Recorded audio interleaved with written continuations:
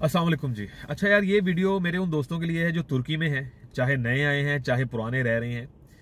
Agent mafia नहीं, वो तो सारी बातें, उनकी स्टोरियां और हैं। वो लोग जो माइग्रेट करके आए थे पाकिस्तान से, जिन्होंने चेंज लिया था, ऑब्वियसली हिजरत की थी एक तरह से कि तुर्की में जाके लाइफ सेटल करेंगे। लेकिन मैं अपनी बहुत सारी वीडियोस में पिछले 6 7 8 सालों से कहता आ रहा हूँ मुसलसल कि तुर्की ना तो यूरोप है ना गल्फ कंट्रीज की तरह है, इवन अफ्रीका भी नहीं है यार। ये इनके बिल्कुल ही अलग ही रवायात हैं, अलग ही स्टाइल है चलने का, ये दुनिया से हटके चलते हैं। और कहीं ना कहीं पेट्रोलिज्म के नाम पे ये बहुत ज़्यादा थोड़े मतलब सख्त हो जाते हैं फॉरनर्स के मामले में।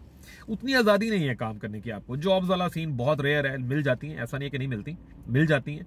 लेकिन 70-80% जॉब्स वो आपको देंगे बगैर वर्क परमिट के, जो इलीगल है तुर्की में। जब पकड़े जाएंगे जुर्माना भी होगा, डिपोर्ट भी होंगे, डिफरेंट किस्म के सिनेरियोज बन जाते हैं। सो बचे उस चीज़ से।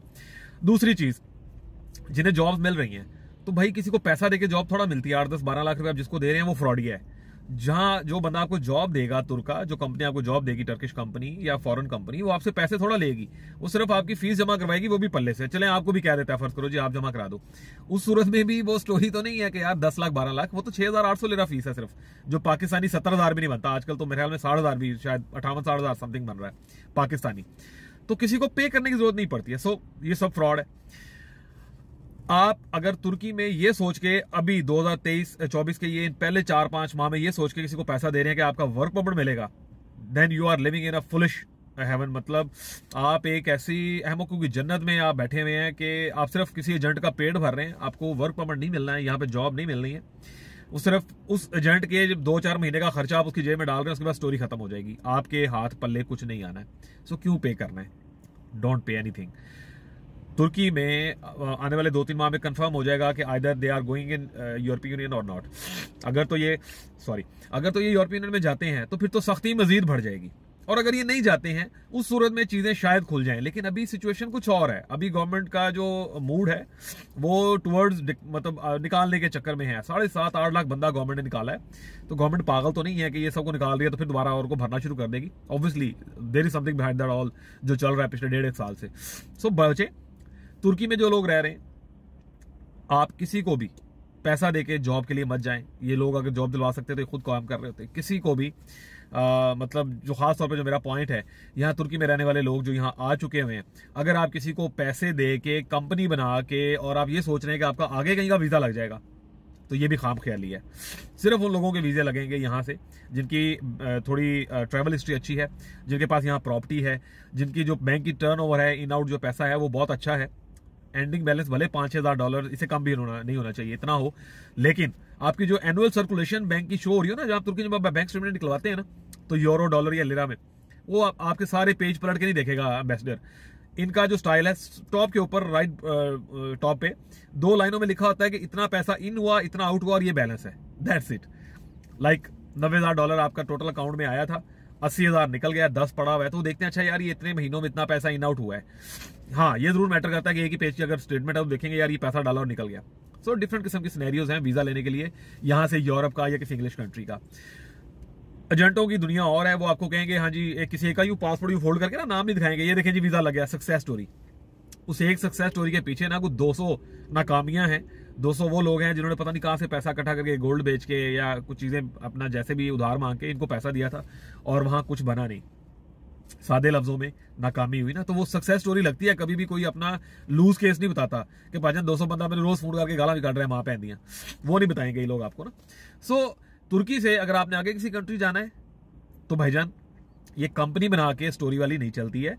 कंपनी अगर आपने ले ली है, लेट्स सपोज, मोटी मोटी बात करते हैं, कंपनी अगर आपने नई बनाई है या पुरानी ली है, तो आपके नाम पे आने के बाद ये स्टोरी गलत है कि जी कंपनी पुरानी ले लो, 2 साल पुरानी कंपनी। भाई आपके नाम पे जिस दिन चेंज होगी उस दिन से रिकॉर्ड देखा जाएगा उसका, उस दिन आपके नाम से आएगा सारा। पिछला स्टेटस खत्म हो गया उस बंदे के साथ, तो वो देखेंगे अच्छा यार इस बंदे ने जब इसके नाम पे हुई है तो उसके बाद इसने क्या किया, क्या ये ऑपरेशनल कंपनी थी या ये बकवास बोगस कंपनी थी, which is actually bogus.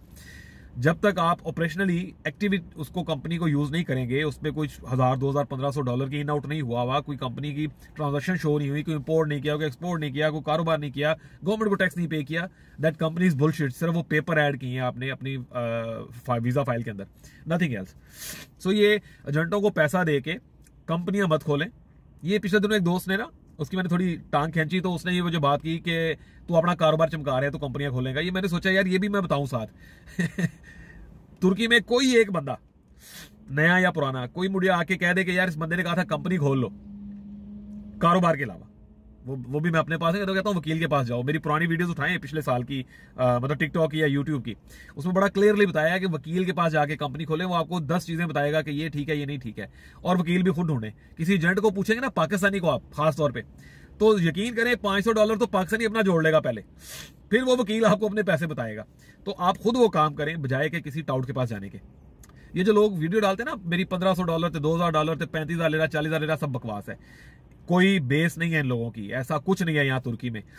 Like जो रियल एस्टेट में जो लोग पुराना काम कर रहे हैं, समटाइम $40-50,000 भी क्रॉस कर जाती है इनकम, समटाइम $10,000-12,000 से भी ऊपर नहीं जाती। लेकिन ये रियल एस्टेट से रिलेटेड है।